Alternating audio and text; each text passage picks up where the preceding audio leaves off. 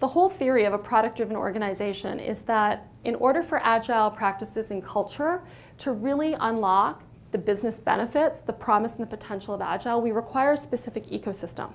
And that ecosystem is product-driven organizations. But again, the question is, how do we know? I'm a pretty data-driven person, and I've always been really passionate about actually transforming organizations. And sometimes I question, like, I know I'm doing a lot of amazing work. I know I'm part of an amazing community, and we're all doing amazing work to really create value within our organizations. But at the end of the day, how do we actually know that we've truly improved the business? We have metrics, and we have metrics at each level of our overall governance structure.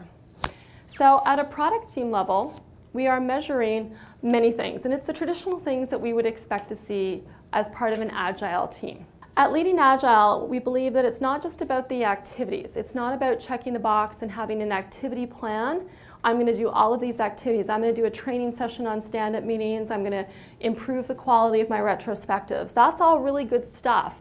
But what works for one team might not work for another team. We're actually measuring the outcomes. How do we actually know that our activities are having value, that our activities are helping to move the needle, and how well our teams are doing to really achieve the business benefits that we're after to improve the quality of the business?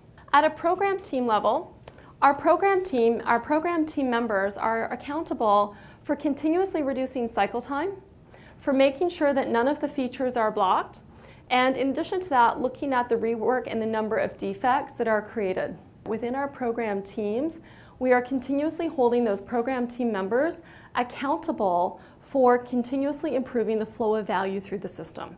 There is an expectation that the amount of value delivered this year will be greater than the amount of value delivered last year with the same number of resources. When we look at the program team and the metrics that we use to hold them accountable, there's really two metrics. There's the ones that are up there on the visual in terms of flow of value through the system to make sure that we're optimizing for the flow of value.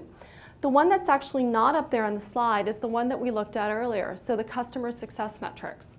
And this again is making sure that we're all laser-like focused on what is really the problem that we're solving, how do we improve the product, how do we actually create value. We do look at velocity. It's one among many factors to know if our teams are getting healthier, but again, it's not the holy grail, it's not the hill we want to die on. We're not measuring the IT metrics, but yet we are. They're really included in those customer-facing metrics. It's what does the customer care about. I don't know if you as a consumer have ever ordered something, a product or a service, and they give you this time, and you might not actually care about the time, but I probably paid for that. So we're really anchoring, and everything is really embedded in those customer metrics. And from a metrics perspective at a program team level, not only are we measuring cycle time, not only are we looking at defects to see are the teams actually improving in terms of their quality, but we're also looking at how well is that product or product line or product group actually performing in the marketplace. Are we actually getting better as a result of our efforts?